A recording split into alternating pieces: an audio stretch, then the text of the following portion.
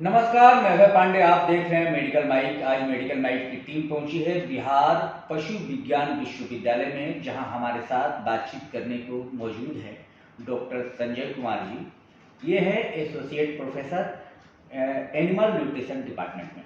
आइए इनसे बात करते हैं कि किसी भी पशु के लिए न्यूट्रिशन कितना इम्पोर्टेंट होता है, उनके खान पान पर क्या विशेष ध्यान देना चाहिए। सर, बहुत बहुत स्वागत है आपका मेडिकल माइक में। Thank you. सर, जैसा कि आज एक चलन हो गया है घर में जानवरों को रखने का, लेकिन लोग उनके खान पान को लेकर के हमेशा कंफ्यूज रहते हैं। मैं चाहूँगा कि आप उन्हें बताएं कि किस जानवर के खान पान में क्या ध्यान रखना चाहिए, क्या सावधानियां बरतनी चाहिए। बिल्कुल। मैं किसान भाइयों के लिए ये बताना चाह रहा हूँ कि खान पान में जो सबसे ज़रूरी बात है कि हमें जो है कितना, चूँकि जानवर को जो खिलाते हैं उसमें डाइट में तीन तरह का चीज़ होते हैं। कंसनट्रेट होते हैं, ड्राई रफेज होते हैं, ग्रीन रफेज होते हैं। उसके अलावा जो है हम उन्हें जो है मिनरल मिक्सचर खिलाते हैं। तो सबसे पहले ये जानना जरूरी है कि हमें कितना ग्रीन पाउडर देना चाहिए, कितना ड्राई पाउडर देना चाहिए और कितना मिनरल मिक्सचर देना चाहिए और उसके साथ कितना कंसनट्रेट देना चाहिए। दूसरी बात है कि पशुओं का डिफरेंट अवस्थाएं होती है। जैसे ड्राई पीरियड होता है जिस समय दूध नहीं देती है पशु, और कभी ऐसा होता है कि दूध देती है। तो दूध देने वाले पशुओं का जो है आहार प्रबंधन अलग होना चाहिए और जो दूध नहीं दे रहे हैं उसका आहार प्रबंधन जो है अलग होना चाहिए। तो पहले किसान भाई, मैं आपको ये बताना चाहता हूँ कि जो भी पशुपालक भाई हैं उन्हें मैं ये सलाह देता हूँ कि सबसे पहले ये जानिए कि जो किसान दूध दे रहे हैं, जिनकी गाय जो दूध नहीं दे रही है उसको मैं क्या खिलाएंगे। तो आइए मैं बताता हूँ कि आपको कैसे खिलाना है। तो आप सबसे पहले, जैसे एक गाय जो है 300 से 400 केजी वजन का होता है, तो उसको कम से कम जो है 15 से 20 किलो जो है हरा चारा देना चाहिए। 15 से 20 किलो हरा चारा में क्या आता है? मक्की का चारा आता है, बरसीम आता है, ओट आता है, काउपी आता है। तो इन सब चारों में जो है आप कम से कोई भी चारा आपके खेत पे जो अवेलेबल है 15 से 20 किलो दीजिए। और उसके साथ जो है 5 से 7 किलो जो है सूखा चारा दीजिए, क्योंकि सूखा चारा, हरा चारा और दाना मिला के देंगे तो जो रूमेन फर्मेंटेशन होता है, जो उसका पेट का जो डाइजेशन की क्रिया होती है वो सुचारू रूप से चलती है, नहीं तो जो है उसका सुचारू रूप से चलना बंद होता है। तो 15 से 20 किलो जो है हरा चारा देना चाहिए, 5 से 7 किलो जो है सूखा चारा देना चाहिए और दाना जो है 1 से 1.5 किलो देना चाहिए। और मिनरल मिक्सचर जो है 50 ग्राम प्रति एनिमल पर डे के हिसाब से आपको देना चाहिए।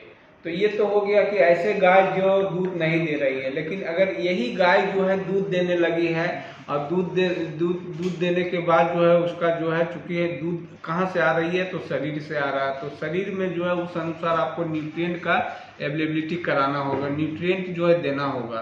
तो अब चाहिए कि आपका गाय का जो है बियान हो गया और बियान होने के बाद जो है आपका गाय 10 लीटर दूध दे रही है।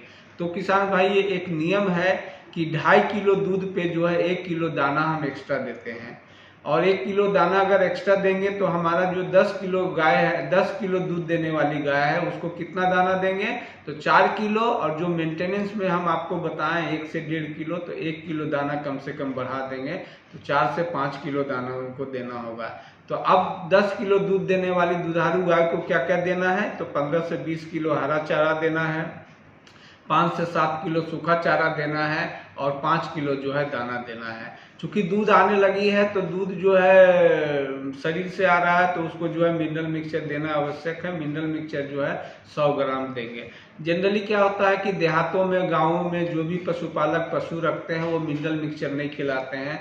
इनसे क्या होता है कि रिप्रोडक्टिव प्रॉब्लम्स बहुत आते हैं। एक्चुअली होता क्या है कि जैसे आपका उसके बच्चेदानी है, यूट्रस है, तो उस यूट्रस में जो है एपिथेलियल सेल का इंटीग्रिटी लॉस हो जाता है अगर मिनरल मिक्सचर आप नहीं खिलाते हैं।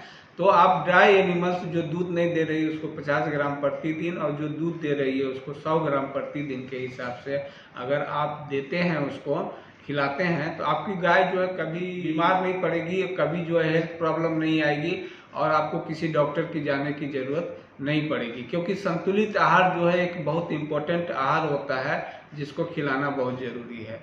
दूसरी बात, दाना की बात आप करते हैं तो दाना, जैसे आप मकई का दाना दे दिए तो वो दाना नहीं हुआ, आप गेहूं दे दिए तो दाना नहीं हुआ। दाना का मतलब होता है कि संतुलित दाना देना चाहिए। तो संतुलित दाना कैसे बनता है? जैसे 100 किलो का दाना बनाना है आपको तो 40 किलो मक्की मिलाइए, 30 किलो जो है उसमें राइस ब्रान या व्हीट ब्रान मिलाइए, 40-30-70 हो गया।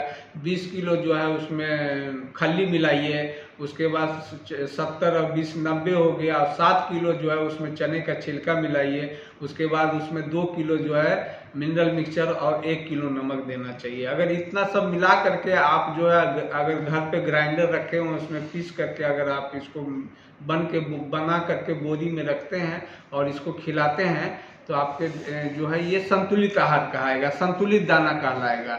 अदरवाइज जो है संतुलित दाना नहीं देंगे, सिर्फ मक्की देंगे तो उसके अनुसार जो एनर्जी प्रोटीन उसको मिलना चाहिए वो नहीं मिल पाएगा। ये तो हो गई है कि संतुलित आहार के समय में। लेकिन किसान भाइयों का अक्सर ये शिकायत रहता है कि उनके पास जो है हरा चारा की कमी है। तो हरा चारा की कमी है तो जिस समय हरा चारा आपके पास खेत में अवेलेबल है तो उससे जो है हम लोग साइलेज बनाते हैं। उस साइलेज को जो है हम लोग हरे चारे का अचार भी बोलते हैं। तो हरे चारा कैसे बनाते हैं उस पर हम थोड़ा प्रकाश डालते हैं। तो हरे चारा का साइलेज बनाने के लिए सबसे पहले जो है आपको एक साइलेज को जो मक्की के फोडर को जो है आपको खेत में जो है खेतों से काटना पड़ेगा। क्योंकि उसमें मॉइस्चर की रिक्वायरमेंट 65 से 70% होती है। तो उस मॉइस्चर को कांस्टेंट रखने के लिए आपको 2 घंटा जो है सुखाना पड़ेगा खेत में। उसके बाद मॉइस्चर जब 70% पे आ जाए तो कटिंग मशीन के पास लाना है। कटिंग मशीन के पास ला करके उसको कटिंग करना है। 5 सेंटीमीटर का कटिंग करते हैं। कटिंग करके जो साइलो पीट है आपके पास अवेलेबल है, नहीं तो साइलो पीट क्या है, एक गड्ढे का आकार का होता है जिसमें आप ऐसा बनाइए कि उसमें ट्रैक्टर जो है चारों तरफ से घूम जाए और उसमें जो है घास डालेंगे। घास डालने के बाद जो है उसको दबाएंगे। अब दबाने के बाद जो है उसमें कोशिश करेंगे कि 2% जो है मिनरल मिक्सचर दे दें, 1% यूरिया दे दें, 1% नमक दे दें और उसके बाद जो है गुड़ दे दें उसमें 4% और उसकी घोल बना करके उस पर छिड़काव करेंगे। उस तरह से छिड़काव करने के बाद उसको दबा देंगे ट्रैक्टर से। फिर दोबारा घास को बिछाएंगे, फिर उसको फिर दबाएंगे। इस तरह से जो है उस बंकर को, साइलो पीट को भर देंगे। भरने के बाद जो है उसको 40 से 45 दिन तक छोड़ देंगे। उसमें जो फर्मेंटेशन होगा, फर्मेंटेशन होने के बाद जो है उससे अचार तैयार हो जाएगी आपको।